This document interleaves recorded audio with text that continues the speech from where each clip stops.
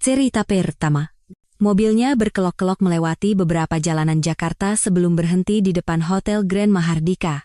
Aku turun dari mobil perlahan, mataku menyapu spanduk selamat datang yang besar terpasang tepat di depan pintu masuk. Selamat menempuh hidup baru untuk Bapak Baskara Aditama, Wakil Direktur, dan Nona Rania Puspita. Aku menyeringai sinis. Angin malam yang dingin menusuk hingga ke tulang, tapi tidak sedingin drama komedi yang sedang berlangsung di hadapanku ini. Di foto pernikahan yang terpajang di samping, Baskara mengenakan setelan jas yang rapi, tersenyum cerah sambil memeluk seorang wanita dengan mesra. Tentu saja, wanita di foto itu bukan aku. Bukan aku yang seharusnya berangkat bulan madu bersamanya hari ini, melainkan Rania, sekretaris murahannya yang baru saja mengirimiku pesan provokatif. Pemotretan prewedding, pendaftaran pernikahan di KUA, bahkan resepsi ini. Ternyata dia sudah mempersiapkan semuanya dengan wanita lain sejak lama. Dan aku hanyalah orang bodoh yang termakan oleh ilusi cinta yang ia ciptakan. Aku mengepalkan tanganku erat-erat. Buku-buku jariku bergemeletuk, dan tatapanku setajam silet menembus tulisan merah di spanduk itu. Hebat sekali, Baskara Aditama. Beraninya kau menjadikanku bahan tertawaan. Kalau begitu, akan kutunjukkan siapa yang akan berlutut pada akhirnya. Sebelum masuk ke hotel, aku mengangkat ponselku dan membuat 2 panggilan singkat. Hanya dalam beberapa menit, 2 orang pengawal berjas hitam menghampiriku dan membungkuk hormat. Nona Aurelia. Aku mengangguk ringan, lalu memilih tempat duduk yang memberiku pemandangan terbaik ke seluruh aula resepsi. Kedua pengawal itu mundur tanpa suara keluar pintu. Aura mereka yang mengintimidasi membuat tak seorang pun berani mendekat. Tak lama kemudian, suara merdu MC bergema dan lampu-lampu aula menyala terang. Ayah Rania dengan bangga menggandeng lengan putrinya. Berjalan selangkah demi selangkah di atas karpet merah. Di seberang, pria yang telah meninggalkanku dengan alasan proyek super besar Baskara Aditama mengenakan setelan jas gagah, berjalan dengan senyum cerah untuk menyambut pengantinnya. Tepat saat tangan mereka akan bertemu, aku bangkit dan menendang betisnya sekuat tenaga dengan sepatu hak tinggiku. Bak! Dia langsung tersungkur di tengah aula, membuat Rania ikut terjatuh. Kerudung pengantinnya terlepas dan buket bunganya berserakan di lantai. Aula seketika menjadi ricuh, pekikan kaget terdengar di mana-mana. Baskara menggeram, hendak melontarkan makian, tetapi saat ia mengangkat kepala dan mata kami bertemu, seluruh tubuhnya membeku. Ia mulai gemetar seperti orang yang kehilangan jiwa. Rania berteriak panik, "Mas Baskara, cepat bantu aku berdiri." Namun, Baskara bahkan tidak berani menatapnya. Ia tetap tersungkur di depan kakiku, gemetar ketakutan, tanpa niat sedikit pun untuk bangkit. Aku melipat tanganku di dada dan dengan suara sedingin es, aku berkata-kata demi kata, "Pernikahan yang begitu megah. Menurutmu, berapa banyak amplop sumbangan yang harus kuberikan agar kau puas?" Suaraku menggema, membuat wajah Rania pucat pasi. Secara naluriah, ia mencoba bersembunyi di belakang Baskara, tetapi ayahnya menahan lengannya. Pria tua itu mengangkat dagu, menunjuk ke arahku, dan berteriak agar seluruh aula mendengarnya. "Dasar perempuan jalang. Tak tahu malu kau mengikutinya sampai ke sini. Tadi sudah kuusir dari depan. Bagaimana kau bisa menyelinap masuk lagi?" Seketika, semua mata tertuju padaku, diiringi cemoohan. Lihat saja wajahnya, sudah kelihatan menyebalkan. Oh, ternyata dia wanita simpanan, benar. Mas Baskara itu pria yang bertanggung jawab. Dia cinta mati pada Rania, jadi siapapun yang mencoba masuk tidak akan berhasil. Kudengar mereka itu cinta monyet, pacaran sejak SMP. Aku tersenyum mendengar kata terakhir dan mengangguk. Cinta monyet, sejak SMP, ya? Wah, hebat sekali. Pandanganku beralih ke Baskara, suaraku menjadi setajam pisau. Semasa kuliah, kaulah yang mengejarku seperti orang gila. Baru di tahun keempat aku akhirnya membuka hati dan menerimamu. Tapi hari ini, tepat di hari kita seharusnya berangkat bulan madu, aku baru tahu bahwa selama 3 tahun ini, tanpa kusadari, aku telah menjadi wanita simpanan. Bisik-bisik meledak di antara para tamu. Aku menyeringai, lalu menembakkan kata-kata tajam. Jika cinta kalian begitu indah, Mengapa kau begitu tak tahu malu mengejarku? Jawabannya sederhana. Karena aku adalah putri tunggal dari keluarga konglomerat dan memiliki kekayaan yang tak akan habis 7 turunan. Kau, dengan sifat serakah dan pengecutmu, berpikir bisa menipuku. Begitu selesai bicara, aku mengayunkan tanganku dan menampar pipinya. Plak! Suaranya menggema di seluruh aula. Kau juga berpikir aku ini wanita simpanan yang mengganggumu, kan? Wajah Baskara memerah padam. Ia hanya bisa menggelengkan kepalanya dengan kuat, seolah tertangkap basah. Saat itu, Rania berlari ke depan dan berteriak dengan suara melengking, "Mas Baskara, kamu tidak apa-apa?" Ia memeluk Baskara erat-erat, lalu menatap kerabatnya dengan tatapan memelas, meminta bantuan. Melihat Baskara dipukul, kerabat dan teman-temannya berteriak marah. "Beraninya kau memukul orang, dasar wanita simpanan." Seorang pria menggulung lengan bajunya dan berlari ke arahku, hendak meninjuku. "Tunggu." Suara Baskara tiba-tiba terdengar. Sikapnya berubah total. Tak ada lagi ketakutan di wajahnya. Ia bangkit, merapikan jasnya, dan menatapku dengan mata penuh kemunafikan. "Nona Aurelia Maheswari, selama bertahun-tahun kau memang gigih mengejarku, tapi aku sudah menolakmu dengan jelas. Aku juga sudah bilang bahwa hatiku sudah milik orang lain. Hari ini adalah hari bahagia kami.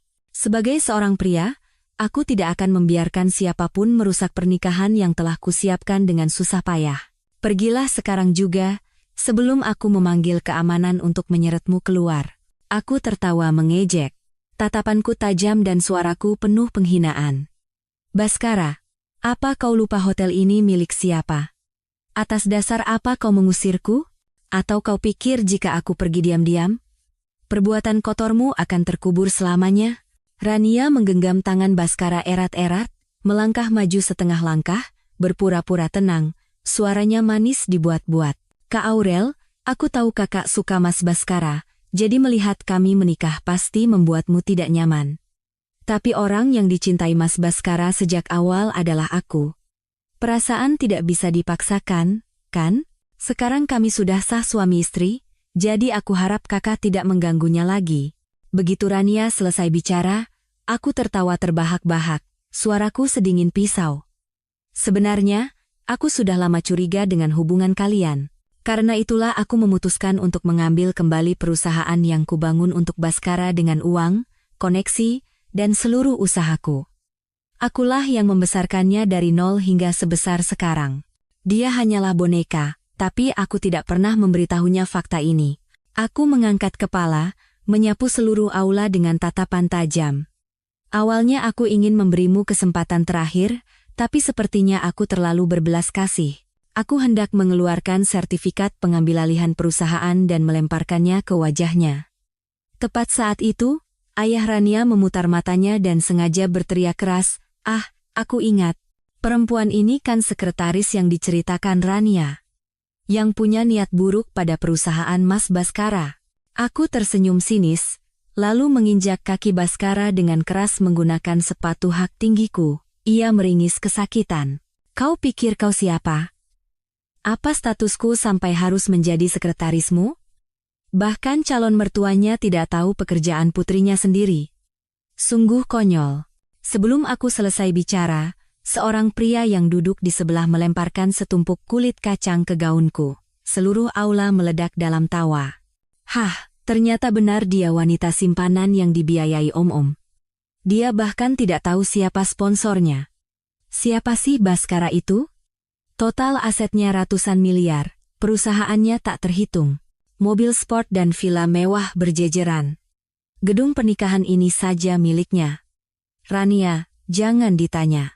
Dia membantu mengelola perusahaan, bahkan memenangkan proyek super besar yang membawa perusahaan masuk ke jajaran 100 perusahaan top dunia. "Kau ini siapa?" Aku tersenyum dingin. Tatapanku sedingin es. "Rania membantu mengelola perusahaan dan memenangkan proyek, sungguh lelucon. Akulah yang memberinya dana investasi ratusan miliar dari uang jajanku. Akulah yang menggunakan koneksi orang tuaku untuk membuka jalan baginya. Aku, putri konglomerat, harus merendahkan diri mabuk-mabukan di meja perjamuan dan menandatangani kontrak atas namanya. Aku yang begadang semalaman mengajarinya dari A sampai Z, bahkan mengerjakan pekerjaannya. Tanpa aku, si Baskara anak kampung yang bahkan tidak punya uang untuk bayar kuliah, apa menurutmu dia bisa mencapai posisi ini bahkan jika bekerja seumur hidup? Aula menjadi sunyi senyap, hanya suaraku yang menggema. Seseorang menyela dengan suara sinis, Mas Baskara terlalu baik pada bawahannya. Kalau aku, sekretaris kurang ajar yang berani mengacau di pernikahan bosnya, sudah kupatahkan lehernya agar dia tahu diri. Orang-orang di meja makan bertepuk tangan setuju. Baskara bangkit, mengangkat dagunya, menatapku rendah seolah sedang menegur karyawan. Dengan kejadian ini, aku tidak bisa lagi mempekerjakanmu sebagai sekretarisku. Tapi mengingat jasamu selama ini, aku akan memindahkanmu ke kantor cabang lain. Aku masih memberimu jalan untuk hidup. Jika kau tidak tahu diri, jangan salahkan aku. Tepuk tangan langsung meledak. Nah, inilah bedanya bos besar. Hatinya seluas samudra. Memberi kesempatan pada perempuan seperti itu, sungguh berjiwa besar. Aku tersenyum dingin, mataku setajam pisau. Memecatku? Menarik. Coba saja. Aku juga penasaran bagaimana caramu memecatku. Seluruh aula tertawa mengejek. Tentu saja, perempuan sepertimu tidak akan takut dipecat. Kalau diusir, tinggal jual diri saja. Gaji sekretaris memangnya seberapa? Begitu ucapan itu selesai, tatapan seluruh aula berubah. Seorang pria gendut berperut buncit menatapku dengan mata serakah, nyaris meneteskan air liur. Nona manis, berapa hargamu? Om memang tidak sekaya bos-bos lain, tapi lihatlah, om ini kerabatnya Pak Baskara, jadi kasih diskon. Ya, aku memalingkan wajah dengan dingin dan menatap tajam ke arah Baskara. Suaraku begitu dingin hingga membuat siapapun merinding. Baskara, apa kau akan terus menyembunyikan hubungan kita sampai akhir? Kau akan tetap diam saat mereka menghinaku seperti ini? Dia terdiam sejenak, lalu memalingkan wajahnya dan berkata dengan dingin, Rania adalah istriku. Aku harus menjaganya. Jika kau pergi sekarang, semuanya akan tenang. Di belakangnya, Rania tersenyum sinis. Kak Aurel, aku tahu kakak marah dan membuat keributan, tapi apa hasilnya? Reputasimu hancur, dan kau tidak mendapatkan apa-apa. Biasanya Mas Baskara sangat murah hati, mungkin kalau kakak minta uang sedikit, dia akan memberikannya. Tapi kau malah mengacau di hari pernikahan kami, ini sudah keterlaluan. Meskipun kau memfitnahnya, dia tetap tidak memecatmu. Apa itu belum cukup baik? Apa kau tidak merasa bersalah? Ia berbicara sambil meneteskan air mata, berpura-pura lemah. Baskara buru-buru mengambil tisu dan menyeka air matanya. Pemandangan itu begitu mesra, seolah mereka lupa pada dunia. Aku mengepalkan tanganku. Amarahku meledak. Aku tidak tahan lagi. Aku mengangkat kaki dan menendang punggung Rania sekuat tenaga. Ah! Ia menjerit dan jatuh ke pelukan Baskara. Aurelia, kau gila. Baskara berteriak, matanya memerah karena marah. Diselimuti amarah, ia menampar pipiku dengan keras. Plak! Aku terlempar ke atas meja makan. Minyak dan kuah sup tumpah ke seluruh tubuhku, meresap melalui gaun musim panasku yang tipis dan terasa panas membakar kulit. Tapi dia tidak peduli. Sebaliknya, ia memeluk Rania erat-erat dan berteriak seperti guntur, cepat minta maaf pada Rania. Kalau tidak, jangan harap aku akan berbaik hati lagi. Mata Rania yang berkilauan penuh dengan kemenangan, tatapan menghinanya menusukku. Aku bangkit dengan tangan gemetar. Lenganku memerah dan bengkak seperti luka melepuh. Tapi suaraku justru menjadi semakin dingin. Baskara, kau menyembunyikan hubunganmu dengan Rania dan tidur denganku selama 3 tahun. Dan hari ini, tepat di hari kita seharusnya pergi bulan madu, kau membawanya ke hotel ini? Hotel yang kuberikan padamu sebagai hadiah. Dan sekarang, kau menyuruhku minta maaf padanya? Aku tertawa menghina, tatapanku setajam silet. Selama beberapa tahun ini, aku memberikan semua yang kau inginkan, jadi kau pikir sekarang kau bisa seenaknya menginjak-injak kepalaku? Apa kau percaya, dengan satu kata dariku, kau bisa langsung menjadi gembel? Suaraku terdengar dingin dan berwibawa. Seluruh aula terkejut, orang-orang mulai berbisik. Wanita itu bilang dia mencintai Mas Baskara selama 3 tahun dan hotel ini hadiah darinya. Bicara sih gampang. Siapa yang tidak bisa? Baskara itu tumbuh besar di sini. Kita tahu betul kepribadiannya. Lagi pula, seluruh perusahaan Baskara itu miliknya? Omong kosong. Saat itu, suara hati-hati seorang gadis terdengar, tapi, gaun yang dipakai kakak itu, aku pernah lihat di internet. Sepertinya merek mewah yang sangat langka, bahkan Kak Rania belum pernah memakainya. Wajah Rania langsung mengeras. Ia menatap gadis itu dengan marah. Kau tahu apa, bocah? Baru pertama kali ke Jakarta sudah berani membela orang lain? Gadis itu menciut dan tidak berani bicara lagi. Baskara memanfaatkan kesempatan itu, mengangkat tangan Rania, dan memamerkan cincin pernikahan yang berkilauan. Aurelia, kau bilang hari ini adalah hari pernikahan kita, apa ada buktinya? Orang tua dan kerabat kami begitu banyak di sini, tidak ada satupun yang pernah melihatmu. Jika aku berniat menikahimu, bukankah aku akan membawamu pulang dan memperkenalkanmu? Apa aku mendaftarkan pernikahan denganmu di KUA? Foto prewedding, seserahan, atau mahar? Bicara harus ada bukti. Semua itu kusiapkan untuk Rania. Begitu Baskara selesai bicara, Rania menyandarkan kepalanya di bahunya dengan senyum sombong. Benar, Kak Aurel. Obat boleh salah makan, tapi omongan jangan sembarangan. Dengan satu kalimatnya, di mata semua orang di aula, aku telah menjadi penjahat sesungguhnya, aku terdiam, karena memang benar aku tidak pernah meminta apapun darinya. Ya, saat itu aku benar-benar mencintainya. Aku tidak kekurangan apapun, jadi hal-hal seperti mahar atau prosesi yang merepotkan tidak pernah terpikirkan olehku.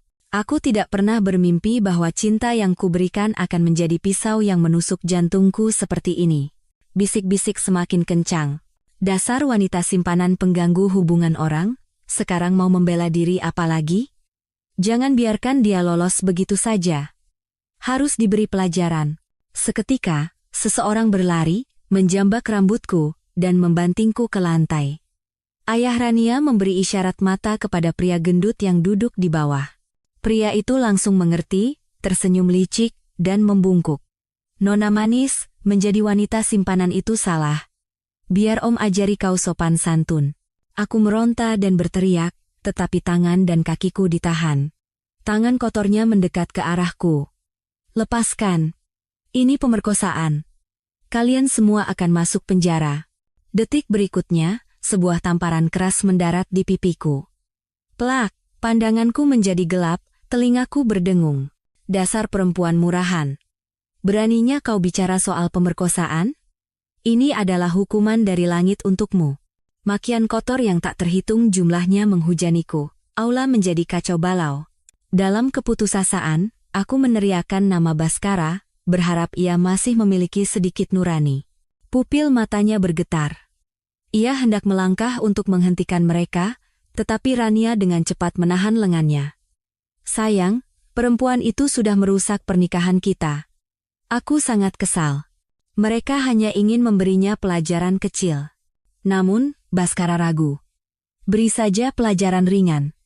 Kau tahu kan sifat orang-orang kampung kita? Mereka tahu batas.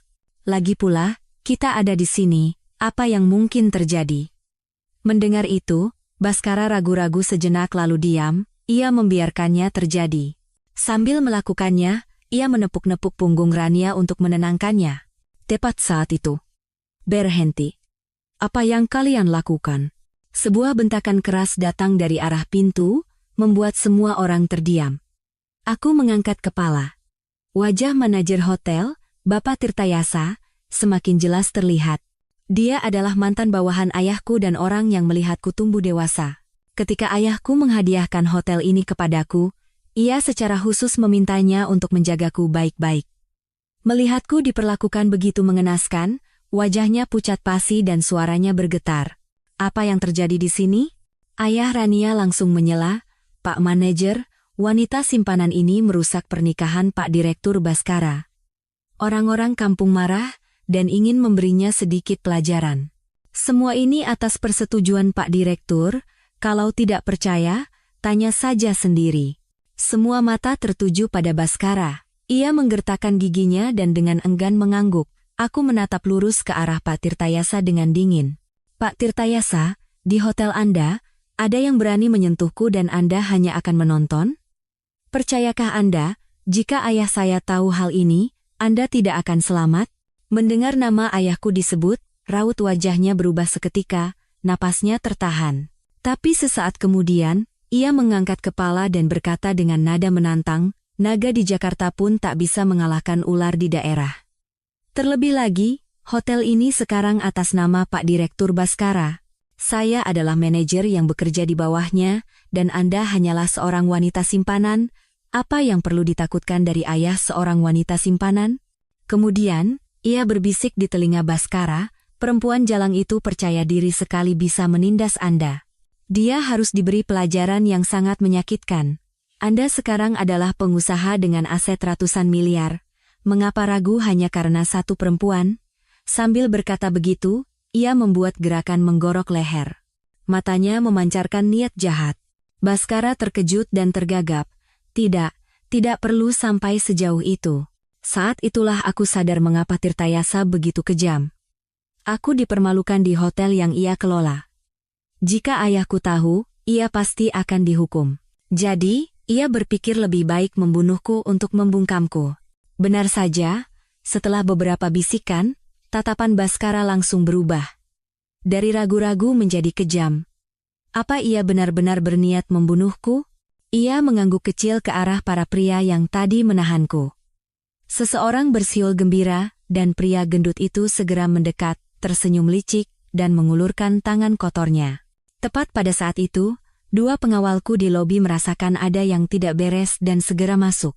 Begitu melihatku dalam bahaya, mereka berlari secepat angin, membanting pria itu ke lantai, dan mematahkan lengannya. Pria itu menjerit kesakitan. Aku bangkit dan tanpa ragu menampar pipi Baskara dengan keras. Baskara, kau pengkhianat tak tahu berterima kasih, ingat baik-baik hari ini, apa kau pikir aku datang ke sini tanpa persiapan? Aku berkata kata demi kata dengan dingin, dengar baik-baik. Ayahku adalah konglomerat nomor 1 di Jakarta, dan ibuku adalah diva musik Indonesia. Jika kalian tadi berani menyentuhku seujung kuku pun, semua orang di sini tidak akan ditemukan mayatnya. Tentu saja, kata-kataku hanya dibalas dengan tawa penuh penghinaan. Sebelum tawa mereka selesai, brak, pintu besar didobrak terbuka. Aula seketika membeku. Lebih dari 20 pengawal berbadan tegap dengan setelan hitam menyerbu masuk seperti banjir, langsung mengepung aula resepsi. Aura mereka begitu kuat hingga lampu gantung pun tampak bergetar samar. Baskara, yang tampaknya belum memahami situasi, masih memasang ekspresi percaya diri seolah semuanya berada di bawah kendalinya.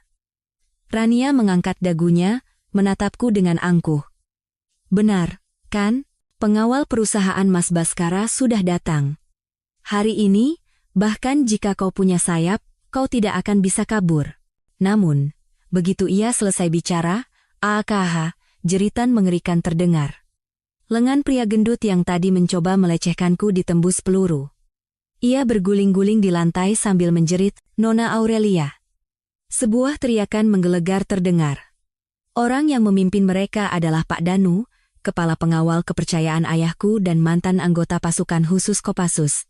Ia melesat seperti anak panah, menendang seorang pria hingga terlempar. Pria itu terbang 2 meter dan menabrak menara sampahnya hingga hancur berkeping-keping. Dua pengawal wanita segera memapahku keluar dari kekacauan. Sebuah jas mahal pesanan khusus disampirkan di bahuku, menutupi lukaku dan menjaga martabatku. Wajah Baskara pucat pasi. Akhirnya sadar, ia berteriak seperti orang gila, kalian gila. Aku bos kalian.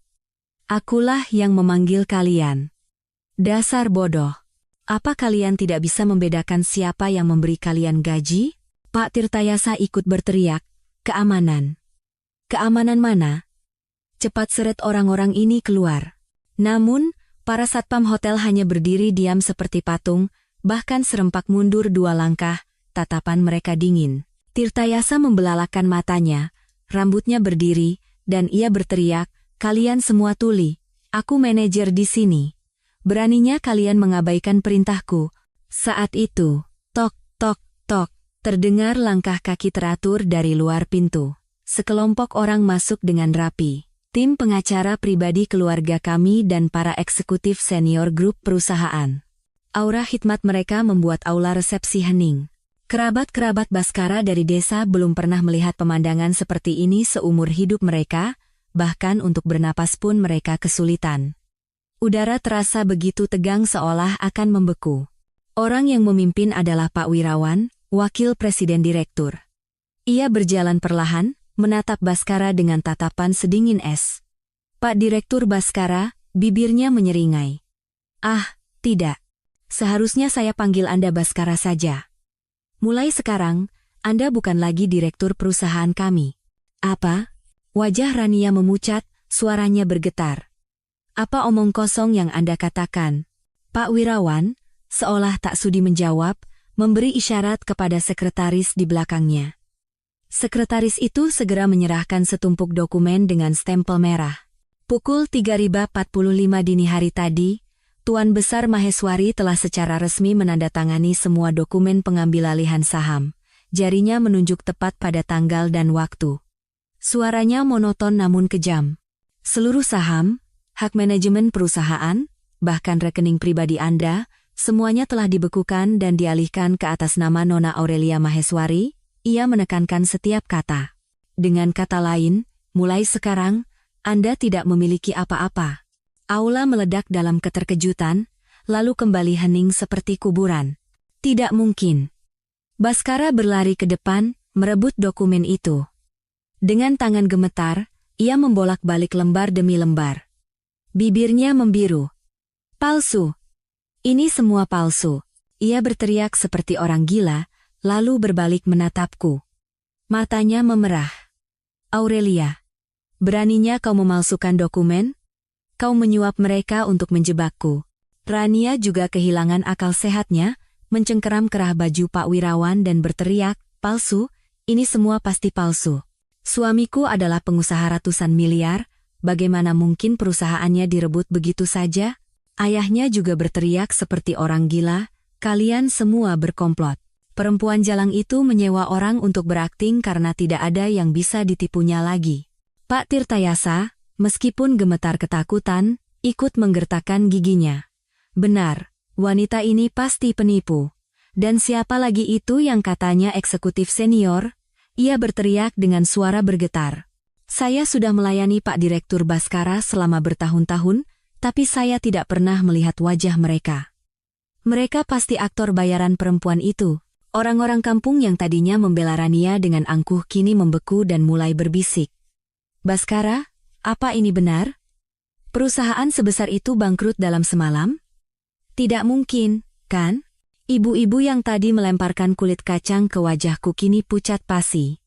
Tidak mungkin. Bukankah perempuan itu wanita simpanan? Bagaimana bisa dia mengambil alih seluruh perusahaan Baskara? Baskara, seolah meraih sedotan terakhir, berteriak sekuat tenaga, jangan tertipu, ini semua sandiwara. Perempuan itu menyewa orang untuk membalas dendam padaku. Pak Wirawan tertawa dingin. Tatapannya setajam pisau. Ia menjentikkan jarinya, dan dua orang pengawal mendorong layar LCD besar ke tengah aula. Di layar, sertifikat hak milik hotel dari 15 tahun yang lalu ditampilkan dengan jelas. Pemilik hotel, Aurelia Maheswari. Aula benar-benar hening, suara Pak Wirawan terdengar monoton dan dingin. Hotel ini sejak awal adalah milik Nona Aurelia Maheswari. Dan Anda, Baskara, tidak pernah memiliki 1% pun saham. Anda hanyalah pria simpanan yang dipelihara oleh Nona Aurelia. Duar. Kata-kata itu seperti sambaran petir. Baskara kehilangan seluruh kekuatannya dan terduduk di lantai. Matanya kosong. Aku mendorong pengawal ke samping dan perlahan mendekatinya. Menatapnya dari atas, suaraku terdengar dingin. Pak Direktur, sekarang siapa yang memecat siapa? Plak. Aku menampar pipinya. Di aula yang sunyi senyap, suara itu menggema. Layar besar berganti, menampilkan riwayat hidup pribadiku. Aurelia Maheswari. Putri tunggal Tuan Besar Maheswari, konglomerat nomor 1 di Jakarta. Lulusan terbaik dari Universitas Seni terkemuka dunia. Satu-satunya pewaris grup Maheswari. Selanjutnya, muncul video wawancaraku di sebuah forum keuangan internasional dan foto ibuku, sang diva musik, yang merangkul bahuku sambil tersenyum cerah di karpet merah Grammy Awards. Aula meledak dalam keterkejutan. Mereka yang tadinya menghinaku sebagai wanita simpanan dan pelacur kini pucat pasi, tangan dan kaki mereka gemetar. Ada yang terduduk lemas di kursi, ada yang jatuh ke lantai, tak bisa berkata-kata. Dia benar-benar putri konglomerat, mati kita. Kita sudah cari gara-gara dengan orang sebesar itu. Apa kita akan masuk penjara? Udara menjadi begitu berat hingga tak seorang pun berani bernapas. Yang pertama, bereaksi adalah Rania. Ia segera mendorong Baskara menjauh, menunjuknya, dan berteriak seperti orang gila, Baskara yang menipuku. Dia tidak pernah bilang kalau dia hanya pria simpanan. Dia bilang dia pengusaha sukses ratusan miliar yang merintis dari nol. Aku hanya ingin mencari pria baik-baik, tapi aku ditipu olehnya. Ayah Rania merobek korsase di dadanya, mencengkeram kerah baju Baskara, menamparnya, dan berteriak seperti guntur, dasar kau binatang.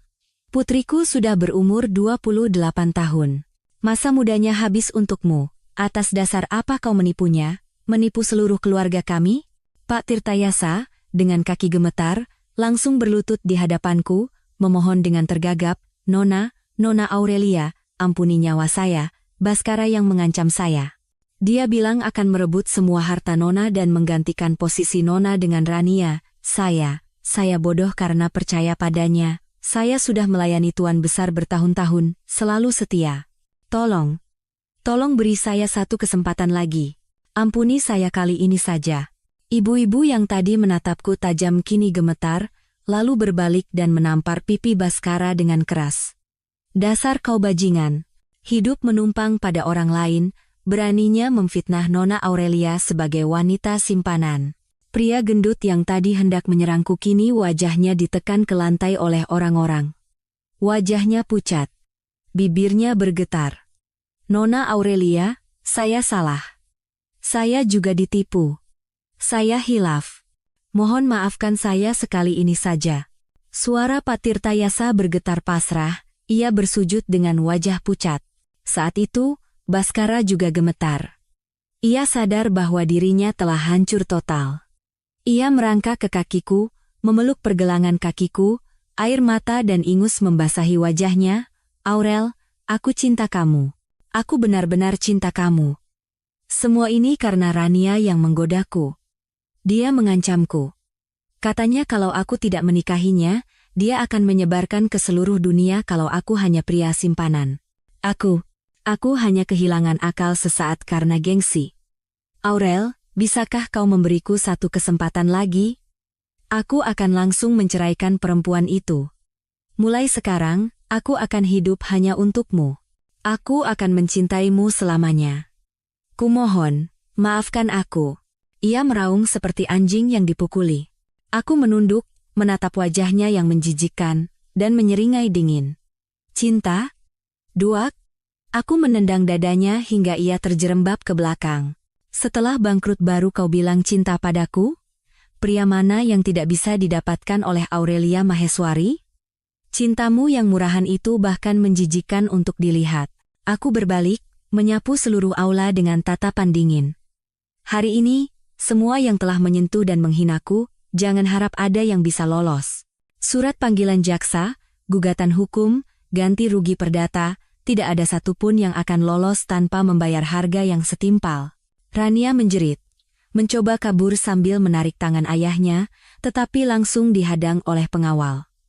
Baskara memejamkan matanya pasrah, seolah menjadi abu. Raungan putus asa menggema di aula yang diliputi ketakutan dan kekacauan. Aku berbalik dan pergi dengan angkuh. Suara sepatu hak tinggiku menginjak pecahan kaca dan sobekan gaun pengantin di lantai terdengar begitu jelas, seperti suara menginjak-injak mimpi yang sia-sia. Di belakangku, terdengar tangisan mereka yang menyedihkan. Aku menepati janjiku untuk membuat Baskara menjadi gembel. Semua yang pernah kuberikan padanya, kuambil kembali tanpa sisa.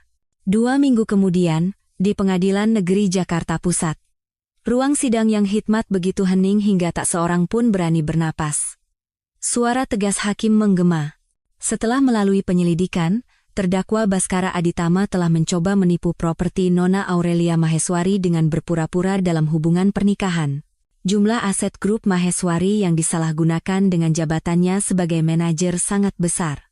Pada saat yang sama, tindakannya menghasut orang lain untuk melakukan penganiayaan berat terhadap Nona Aurelia Maheswari adalah perbuatan yang sangat tercela. Tatapan tajam hakim menembusnya, dan palu diketuk dengan keras. Dengan mempertimbangkan semua keadaan, terdakwa Baskara Aditama dijatuhi hukuman 12 tahun penjara. Tok, Baskara, dengan wajah pucat, gemetar dan jatuh tersungkur di kursi terdakwa. Rania, dengan tatapan kosong, menangis dan hendak mengatakan sesuatu, tetapi yang keluar hanyalah isak tangis putus asa.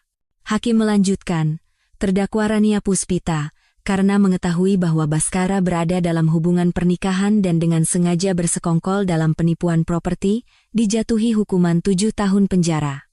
Tidak. Kakinya lemas, ia terduduk di lantai, memeluk lengan ayahnya dan meraung-raung, "Ayah, aku tidak mau masuk penjara, aku tidak mau."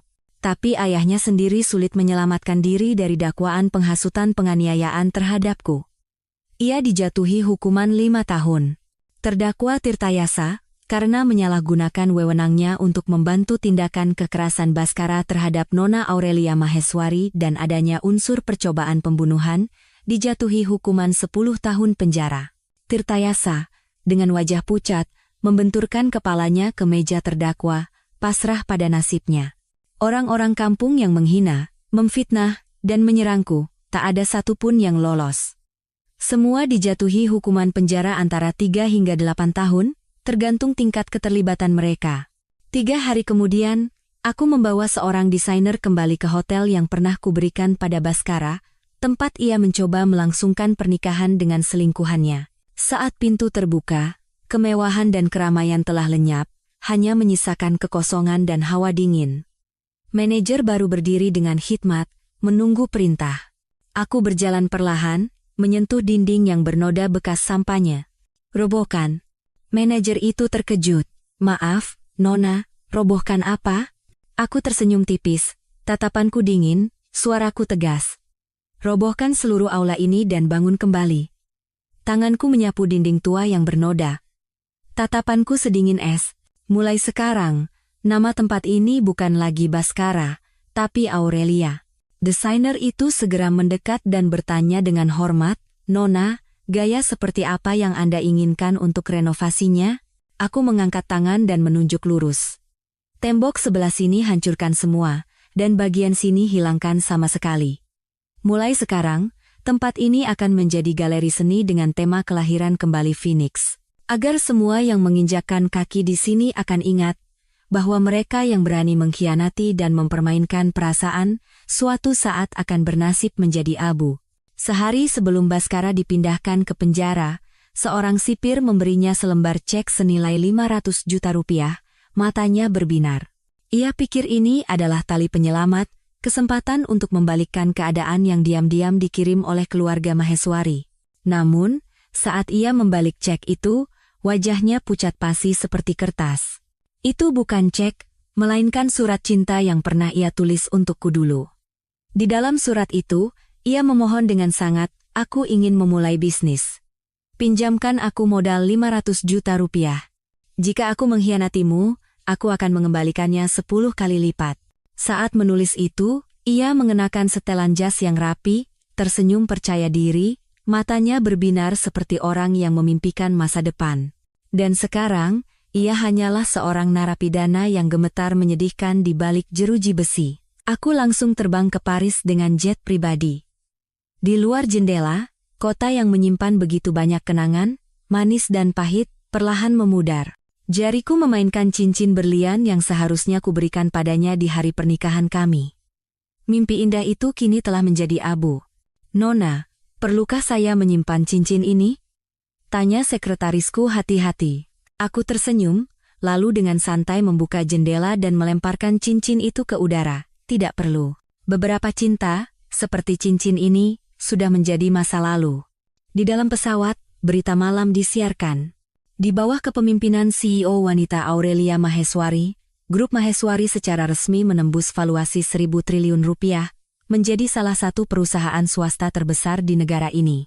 Suara pembawa berita terdengar bersemangat. Dan di layar. Di lapangan penjara, seorang pria dengan jenggot lebat tiba-tiba terduduk di tanah, menutupi wajahnya, dan menangis terseduh-seduh. Ia pernah memiliki segalanya. Dunia seolah ada dalam genggamannya. Namun, ada yang kehilangan cinta, dan ada yang kehilangan martabat. Dan aku hanya membuat mereka membayar harga yang pantas mereka terima. Cerita kedua. Hari itu, saat Adrian Gunardi masuk dengan percaya diri sambil menggandeng lengan gadis muda itu, tatapan orang-orang di sekitarku langsung berubah. Orang-orang terdekatku tampak gelisah, sementara yang lain menatap dengan rasa ingin tahu, bahkan ada yang terlihat gembira seolah sedang menikmati sinetron di dunia nyata.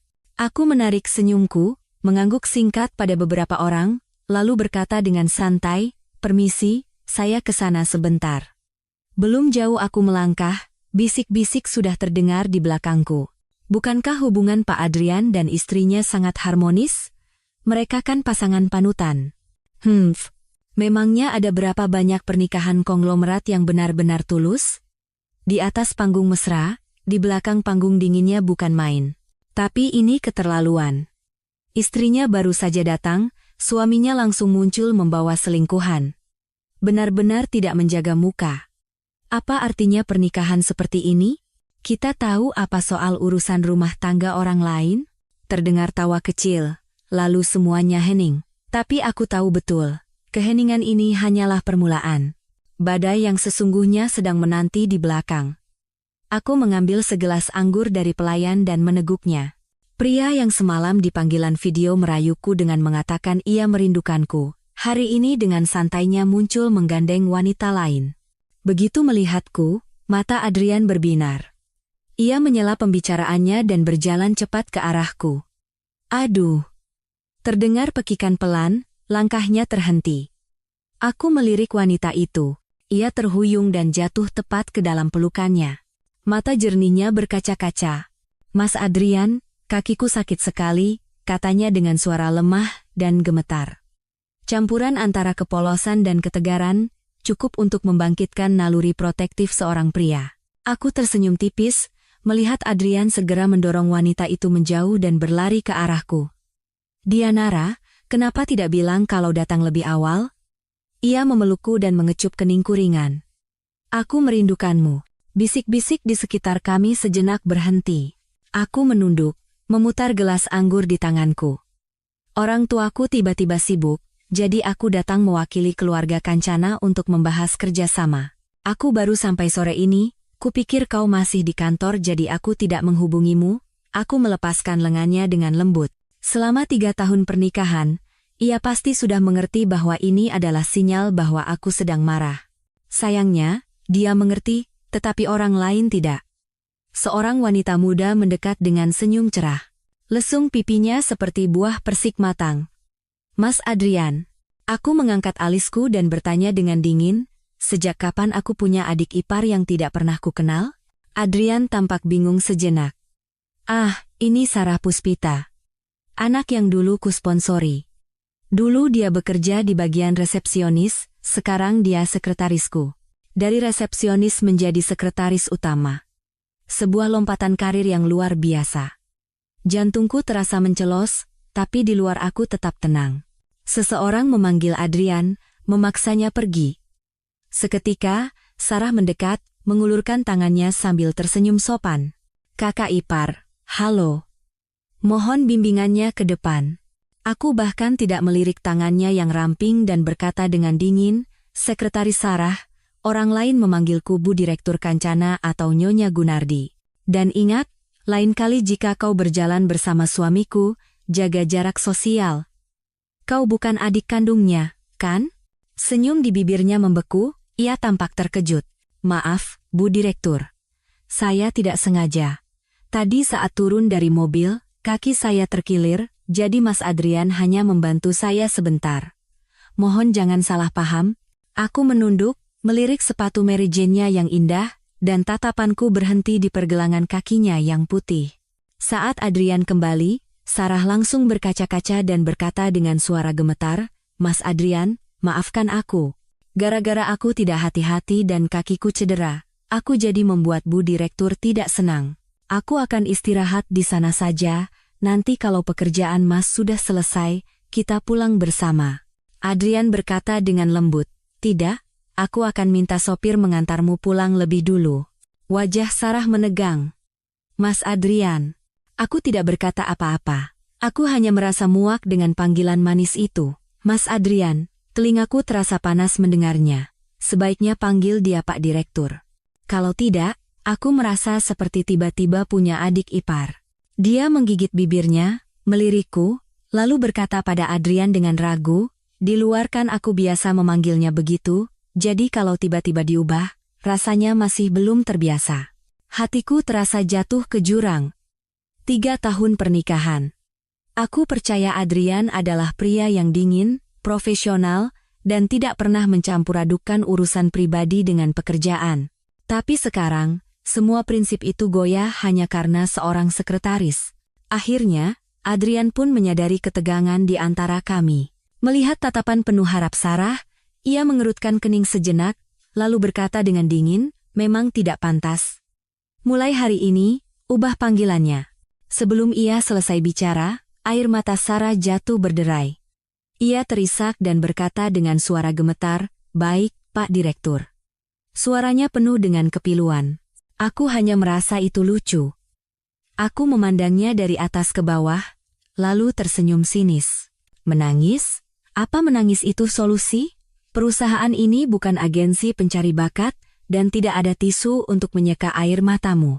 Kalau kau tidak terbiasa mengubah panggilan, menangislah di luar. Jangan mengotori lantai di sini. Wajah Sarah pucat pasi, tubuhnya gemetar, dan ia terdiam. Setelah ia pergi, aku langsung menatap Adrian. Ia tersenyum getir dan mengusap rambutku. Suaranya lembut. Dia anak yang kusponsori dari panti asuhan.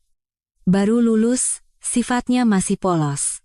Dianara, jangan gegabah menuduhnya sebagai wanita licik seperti teh hijau. Tidak enak didengar. Aku mengangkat kepala, tatapanku berkilat tajam. Ini pertama kalinya kau membiarkan wanita lain menggandeng lenganmu, dan aku tegaskan, tidak akan ada yang kedua kalinya. Adrian tertawa pelan. "Kau cemburu, ya?" "Tenang saja, itu hanya situasi tak terduga. Aku tidak ada hubungan apa-apa dengannya." Aku berkata-kata demi kata dengan dingin. "Tidak ada hubungan apa-apa, kau bercanda? Karyawan biasa akan buru-buru pulang begitu jam kerja selesai. Tapi dia duduk menunggumu keluar, baru beranjak setelah kau membuka pintu. Kalau ini bukan apa-apa, maka tidak ada yang namanya hubungan ambigu di dunia ini." Aku menatap matanya lurus-lurus, dan berkata dengan tegas, "Dia baru bekerja sebagai sekretarismu kurang dari sebulan, dan aku sudah menjadi istrimu selama 3 tahun. Soal mengurusmu, menurutmu siapa yang lebih tahu?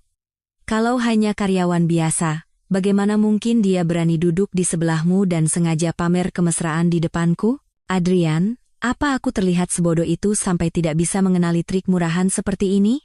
Untuk pertama kalinya, Adrian terdiam di hadapan argumenku.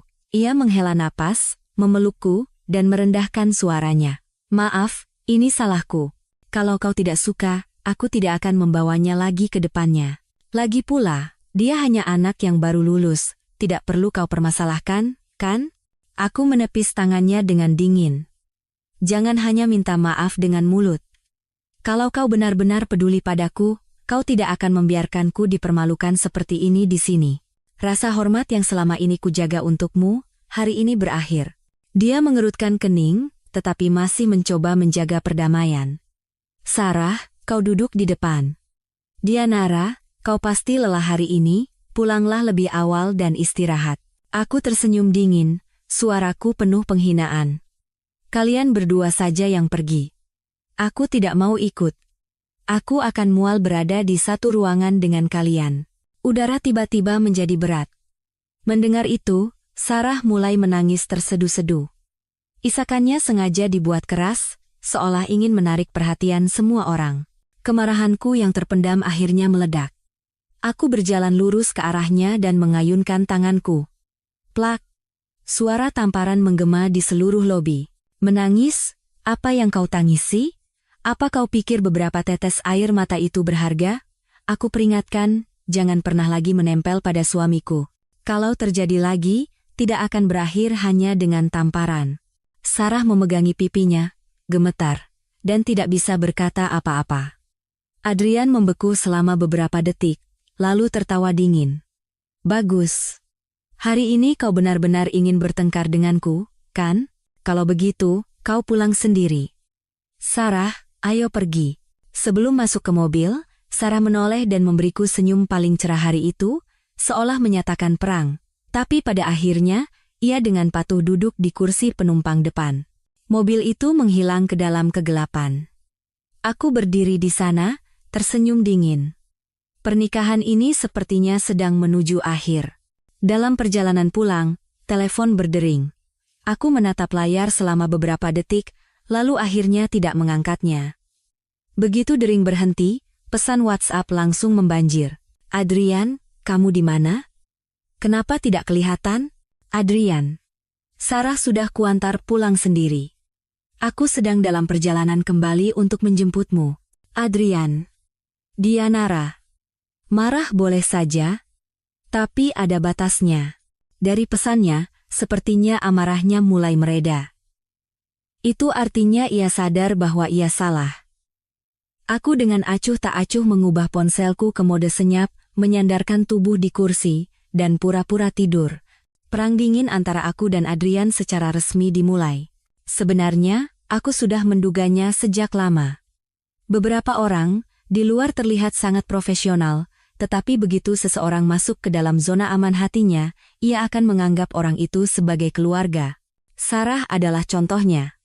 Ia dan Adrian sudah saling kenal sejak lama, disponsori olehnya sejak kecil, dan sekarang tinggal di kota ini. Aku tahu betul, kota ini bukan pilihan terbaik untuknya. Ia memilih tinggal karena Adrian. Tatapan matanya tidak bisa berbohong. Ada rasa terima kasih, ada rasa suka, tetapi yang paling dalam adalah pemujaan mutlak. Jadi, di mata Adrian, akulah yang telah menodai hubungan murni mereka, mengubah apa yang ia yakini sebagai kepedulian menjadi perasaan asmara. Tapi ia lupa, cinta terkadang bisa tumbuh hanya dari sebersit rasa suka. Terlebih lagi, ia adalah pria yang begitu sempurna. Ia hanya menipu dirinya sendiri, berusaha mempertahankan kemurnian yang sebenarnya sudah ternoda.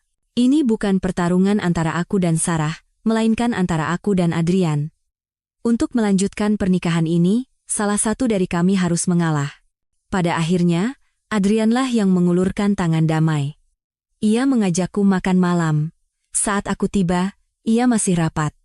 Aku berpikir sejenak dan memutuskan untuk menunggu di kantornya. Belum lama aku duduk, orang-orang terus-menerus keluar masuk kantor. Aku menghela napas, meletakkan ponselku, dan bertanya langsung, Mbak Yuli, jujur saja.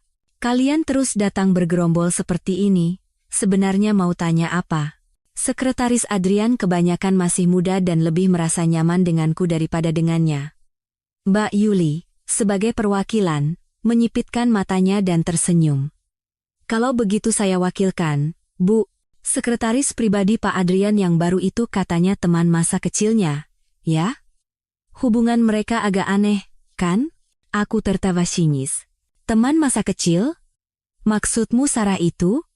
Dengar dari mana? Tapi kenapa dia tidak kelihatan di kantor? Sudah tidak bekerja bersama lagi?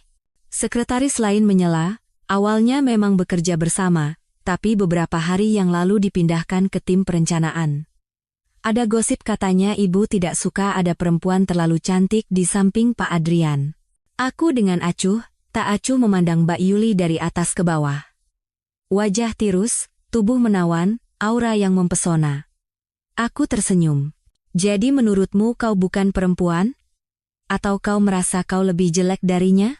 Mbak Yuli terkejut, lalu membusungkan dadanya. Saya ini primadona di divisi ini.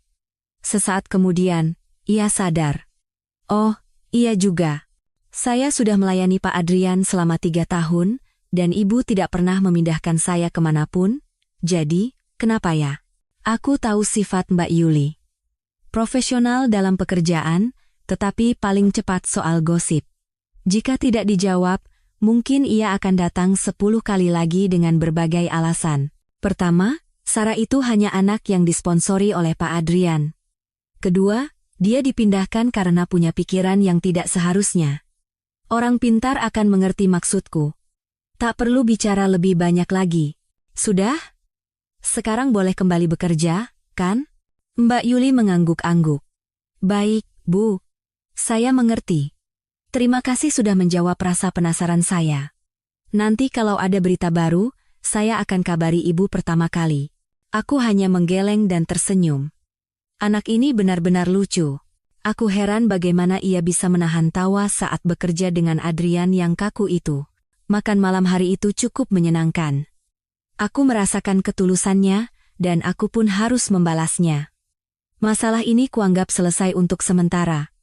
Bagaimanapun, Adrian belum benar-benar selingkuh. Aku memutuskan untuk memberinya satu kesempatan lagi. Tetapi apa yang harus dikatakan tetap harus dikatakan. Adrian, aku mencintaimu. Dia membeku. Tangannya yang memegang gelas anggur berhenti di udara. Ia tidak menyangka aku akan mengatakan hal itu di saat seperti ini. Tapi aku melanjutkan. Tatapanku tenang namun dingin. Tapi cintaku ada syaratnya. Jika kau masih mencintaiku, secara fisik maupun mental, pernikahan ini bisa terus berlanjut. Saat kau melewati batas, dari segi apapun, satu-satunya pilihan kita adalah cerai. Ia menghela napas pasrah. Tidak akan terjadi, Dianara.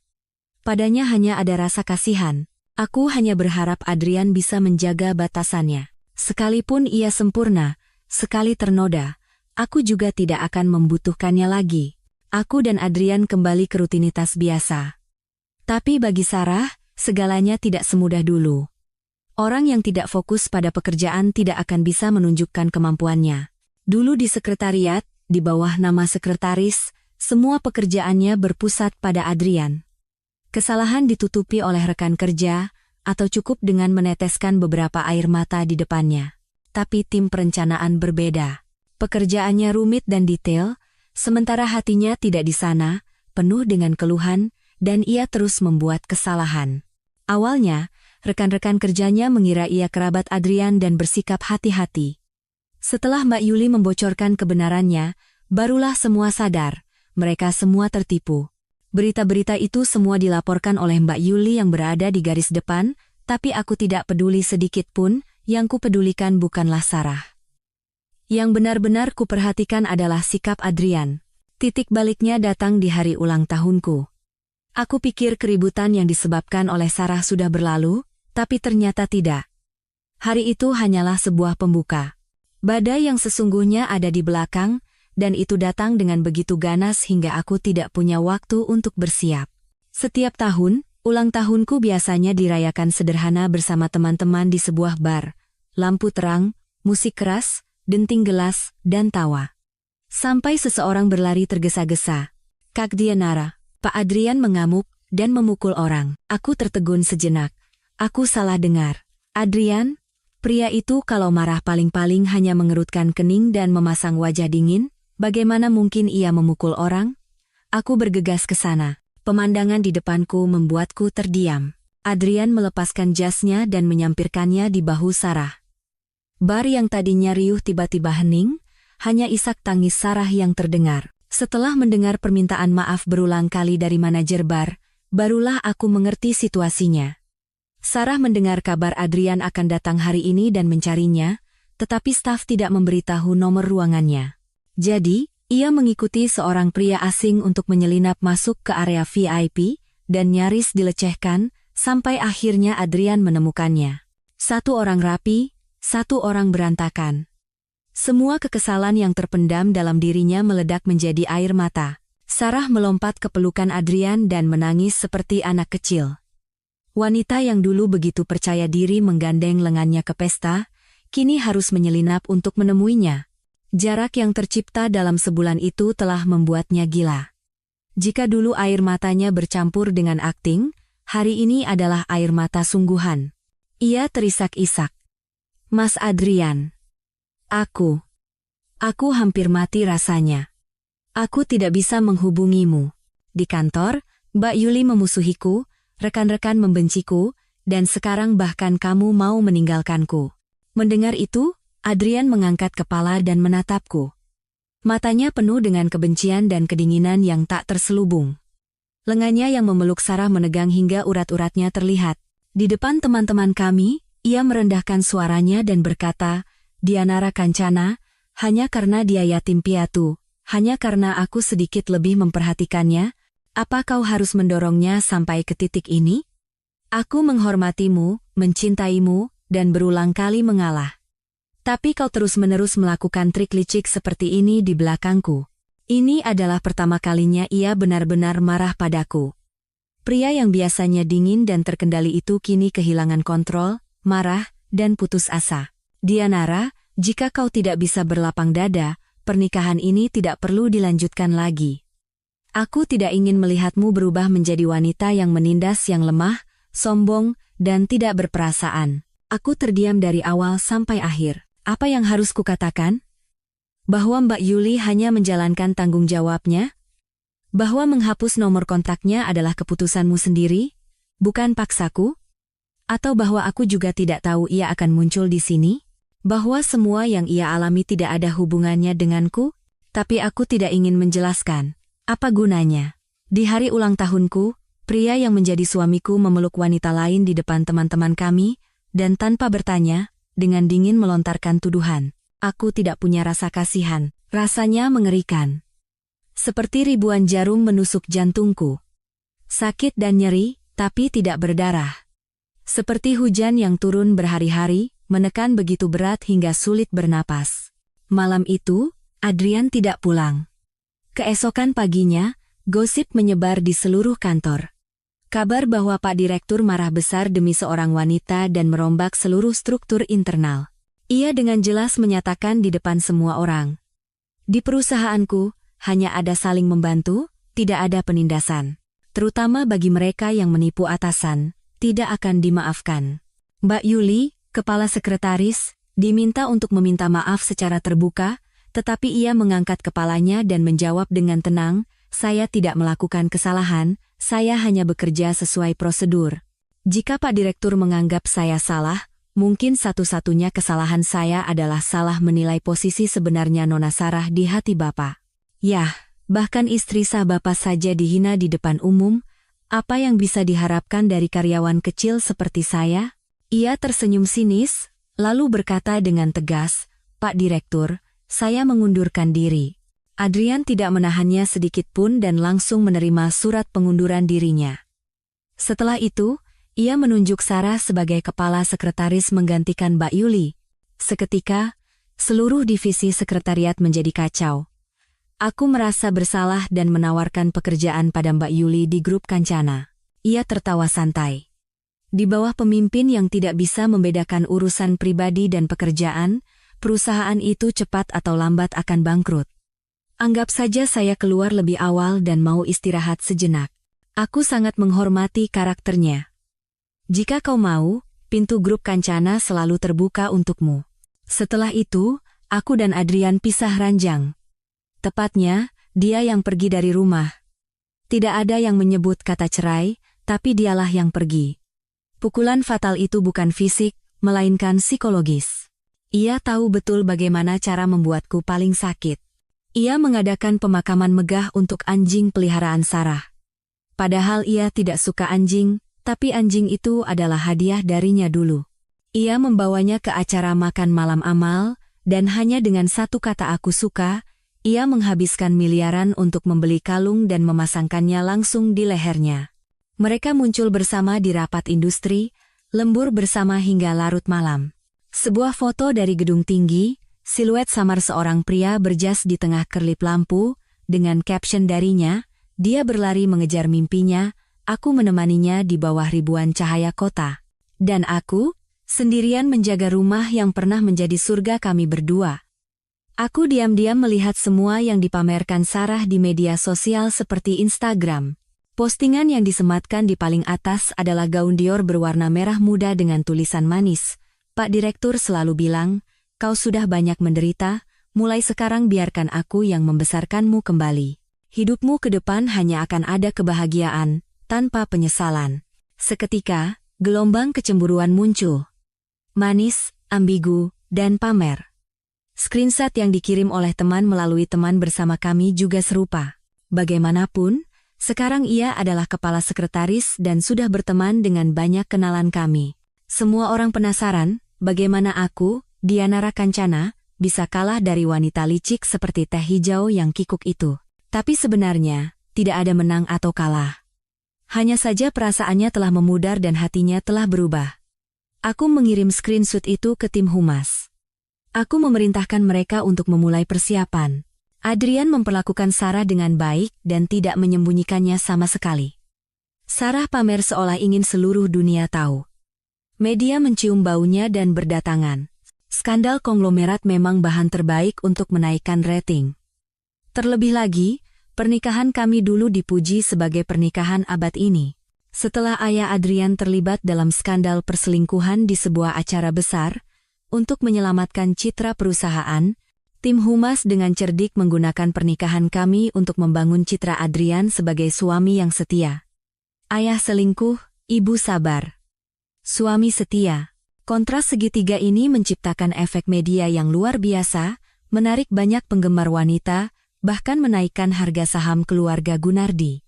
Tapi sekarang citra itu runtuh, skandal itu pasti akan menimbulkan rasa penasaran. Orang tuaku yang biasanya tidak peduli dengan berita hiburan bahkan meneleponku. Ada apa? Nak, aku tidak menjelaskan panjang lebar, hanya bertanya dengan tenang. Jika aku bercerai, apakah ayah dan ibu akan mendukungku? Di seberang telepon, hening sejenak, lalu terdengar suara tenang ayahku. Dianara, sejak kecil ayah dan ibu mengajarimu untuk hidup mandiri. Baik itu pernikahan atau perceraian, jika kau sudah memikirkannya dengan matang, kau tidak perlu meminta izin siapapun. Menjadi dirimu sendiri, itulah cinta terbesar yang bisa ayah dan ibu berikan padamu. Seketika, aku teringat. Sebenarnya, sejak awal orang tuaku tidak sepenuhnya mendukung pernikahan ini. Di satu sisi, mereka ingin aku menikah dengan orang yang benar-benar kucintai, bukan karena perjodohan. Di sisi lain, karena reputasi keluarga Gunardi memang tidak baik. Generasi demi generasi menikah karena perjodohan, lalu diikuti oleh anak-anak haram yang tak berkesudahan, tapi akhirnya mereka mengalah. Karena aku mencintai Adrian. Dulu aku dengan percaya diri berkata, karena ayah Adrian mengkhianati pernikahannya, ia yang tumbuh di lingkungan seperti itu akan lebih menghargai perasaan. Ia tidak akan pernah membiarkan tragedi itu terulang pada istrinya. Ayahku hanya tersenyum getir dan menggelengkan kepala. Dianara, kau belum mengerti pria. Pria tidak pernah benar-benar bersimpati pada ibunya, karena mereka adalah pihak yang diuntungkan dalam hubungan itu. Ayah Adrian, meskipun selingkuh, tetap memberikan cukup uang, status, dan hak waris pada putranya. Jadi di mata Adrian, mungkin ibunya yang tidak berlapang dada justru lebih patut disalahkan. Inilah yang disebut tradisi keluarga. Sesuatu yang mengalir dalam darah dari generasi ke generasi. Ia berhenti sejenak, merendahkan suaranya, tetapi berkata dengan tegas, tapi suatu saat jika situasi terburuk benar-benar terjadi, jangan takut. Orang tidak bisa move on karena mereka memberi terlalu banyak dan menerima terlalu sedikit. Kau hanya perlu ingat ini, saat mencintai, cintailah dengan segenap hati, saat tidak lagi mencintai, lepaskan dengan tegas. Maka tidak ada yang bisa menyakitimu, aku mengangguk. Aku mengerti. Untuk mencintai Adrian, aku harus mencintai diriku sendiri terlebih dahulu.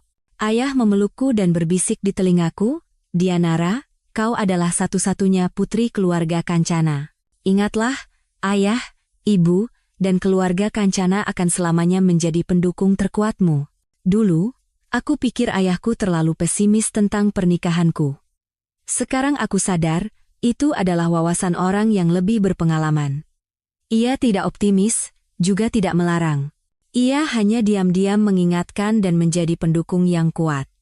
Agar aku punya keberanian untuk menikah demi cinta, dan kekuatan untuk pergi saat cinta itu tiada. Opini publik memanas, netizen dengan cepat menemukan media sosial Sarah. Hanya dalam 1 hari, keluarga Gunardi mendominasi trending topik nomor 1, 2, dan 3. Di bawah tekanan media yang luar biasa, Adrian mulai tidak tahan. Ia tidak menyangka bahwa memelihara satu wanita licik bisa menimbulkan badai sebesar ini. Sejak awal, tujuannya adalah untuk menjinakkanku, tetapi Adrian lupa. Aku dan dia berasal dari latar belakang, pendidikan, dan lingkungan yang sama. Satu-satunya perbedaan adalah dia laki-laki dan aku perempuan. Lalu mengapa pada akhirnya aku yang harus mengalah? Adrian memintaku untuk menghadiri pesta bersamanya dan mengklarifikasi rumor perselingkuhan. Aku setuju, tetapi bukan dengan cara menjadi boneka yang digiring tangannya. Aku meminta konferensi pers resmi. Jika pernikahan ini dimulai dengan kemegahan, maka harus diakhiri dengan kemegahan yang setara. Di hari konferensi pers, Adrian sendiri yang menjemputku. Aku membuka pintu penumpang depan dan berhadapan dengan Sarah yang sudah duduk di sana. Ia tersenyum manis. Kakak ipar, halo. Hari ini konferensi persnya akan saya dampingi penuh, jadi kalau ada yang dibutuhkan, bilang saja. Ucapannya sopan, tetapi matanya provokatif, dan ia sama sekali tidak berniat beranjak dari kursinya. Aku tersenyum tipis, melirik Adrian di kursi pengemudi. Wajahnya dingin, bibirnya terkatup rapat. Kali ini ia tidak marah. Aku hanya diam-diam berbalik, membuka pintu belakang, dan duduk, seperti seorang ratu yang duduk di singgasananya. Kemenangan di mata Sarah tidak bisa disembunyikan. Ia terus-menerus menoleh, dengan alasan mengingatkanku tentang hal-hal yang perlu diperhatikan di konferensi pers. Suaranya jernih dan gembira, tidak ada lagi jejak kelemahan seperti dulu. Jelas sekali Adrian telah mendidiknya dengan sangat baik selama ini. Aku hanya memejamkan mata dan beristirahat, sama sekali tidak menanggapinya. Setelah ia lelah, barulah ia diam. Konferensi pers berjalan cukup sederhana. MC memberikan pengantar singkat, lalu Adrian maju dan menegaskan bahwa kami masih bahagia dan tidak terpengaruh oleh rumor. Menurut skenario, selanjutnya aku yang akan naik ke panggung, memuji suamiku dengan lembut, dan memperkuat citranya sebagai pria rumahan. Tapi tiba-tiba, Sarah berjalan lurus ke atas panggung. Ia mengambil mikrofon dan berkata sambil berkaca-kaca bahwa ia telah menyiapkan hadiah spesial untuk Adrian. Segera, layar besar menyala. Itu adalah video dari pertemuan pertama mereka di panti asuhan, surat-surat dan pesan, hingga foto saat Adrian memberinya anjing peliharaan dan membawanya jalan-jalan saat kelulusan. Seluruh prosesnya diedit dengan apik seperti film romantis. Penonton berbisik-bisik. Awalnya semua mengira itu hanya video ucapan terima kasih, tetapi semakin ditonton, suasananya menjadi aneh. Ini lebih mirip buku harian cinta, bisik seseorang. Setelah menonton ini, aku jadi tidak tahu siapa yang sebenarnya dicintai Pak Adrian. Kalau benar selingkuh, tidak mungkin Dianara duduk di sana. MC buru-buru menenangkan suasana. Kabarnya, Nyonya Gunardi juga telah menyiapkan video. Mari kita saksikan bersama. Aku tersenyum dan mengangguk. Videoku tidak semewah milik Sarah. Banyak adegan yang dipotong dari CCTV, goyang dan buram, tetapi isinya setajam pisau. Adegan Sarah menggandeng lengan Adrian di pesta. Adegan Adrian meninggalkanku di tengah angin dingin dan pergi bersamanya. Adegan ia berkelahi demi Sarah. Adegan ia memeluk Sarah dan meneriakiku tanpa belas kasihan. Diselingi dengan foto-foto pamer yang diunggah Sarah sendiri. 2 video, tokoh utamanya sama, tetapi emosinya bertolak belakang. Satu memoles, satu lagi mengoyak. Bagian terakhir adalah video dari 3 tahun yang lalu. Di hari pernikahan kami, Adrian memelukku erat dan bersumpah dengan lantang, Dianara Kancana, aku mencintaimu. Janji ini tidak akan pernah berubah seumur hidupku. Aku tersenyum dan bertanya, kalau berubah? Dia menjawab dengan tegas, tidak mungkin. Selama aku masih hidup, aku akan selalu mencintaimu.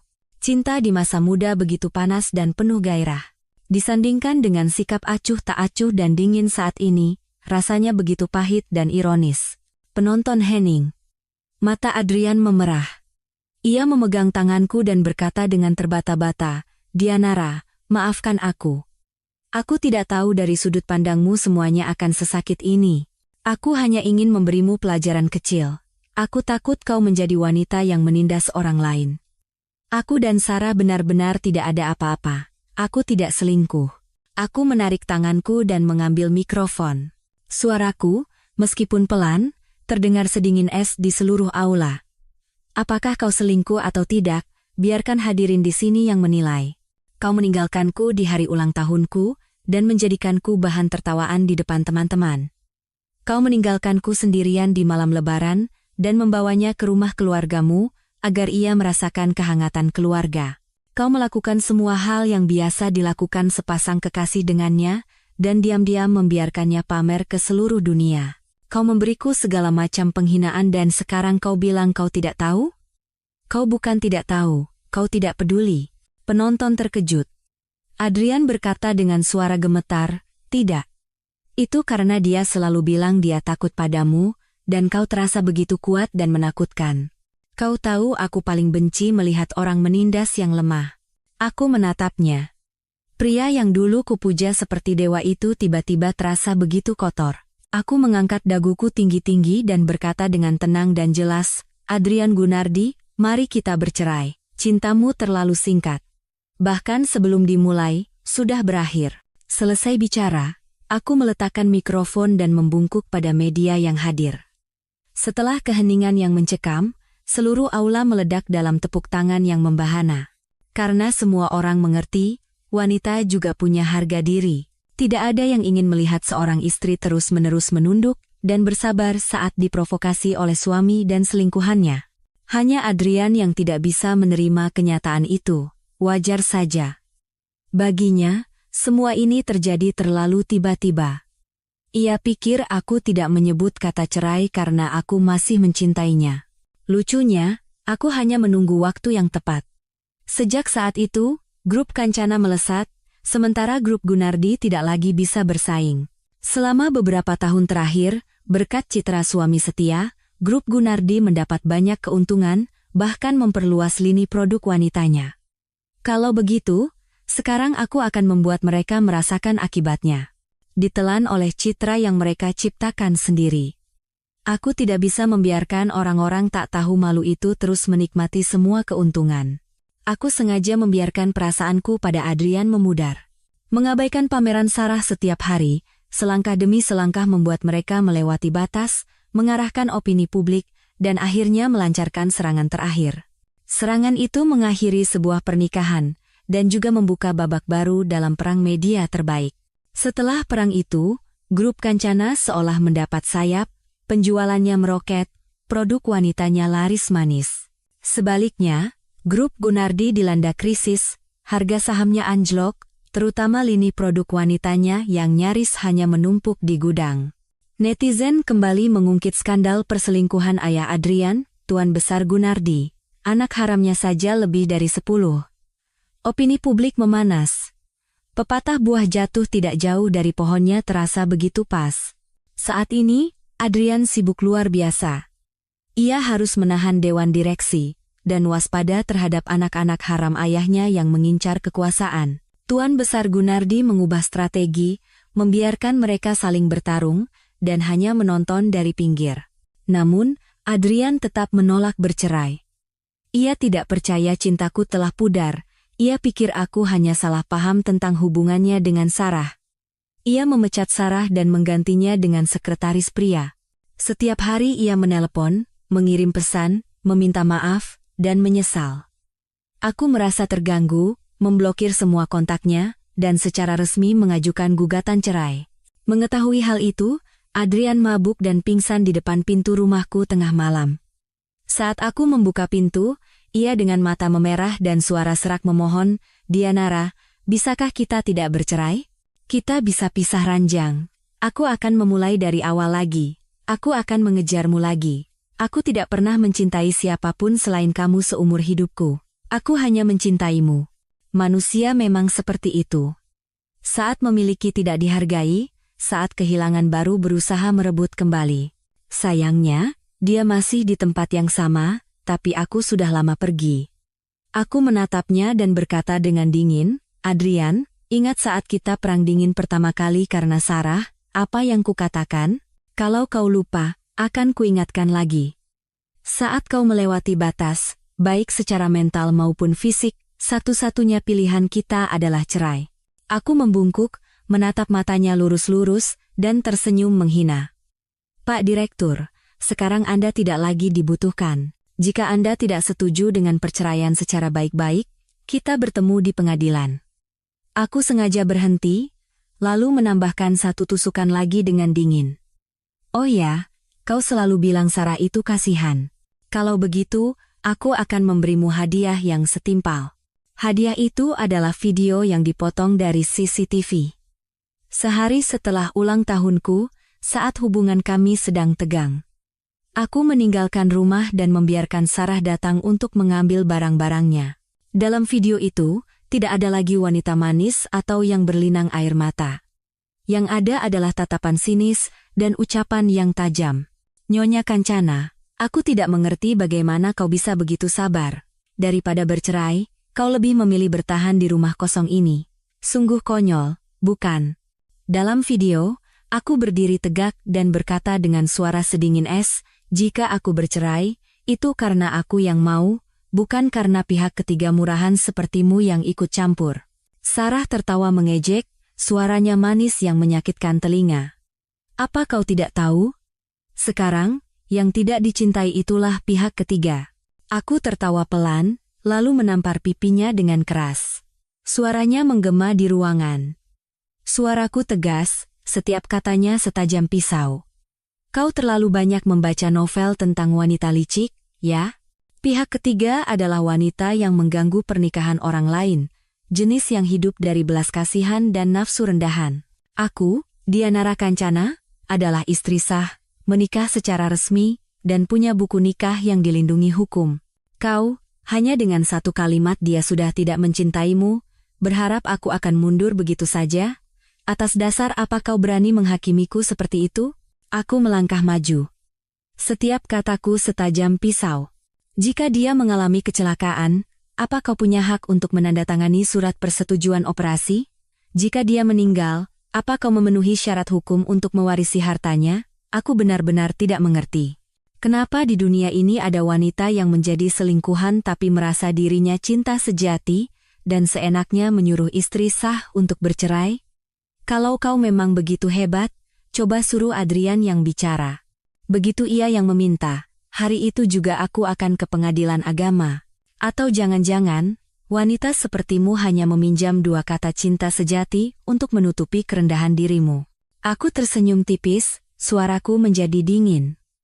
Ingat, hari ini aku membiarkanmu di sini karena aku meremehkanmu, bukan karena aku tidak mampu menyingkirkanmu. Singkatnya, aku tidak selevel denganmu. Udara menjadi berat, Sarah pucat pasi, terdiam kaku. Akhirnya, ia lari terbirit-birit keluar dari rumah ini.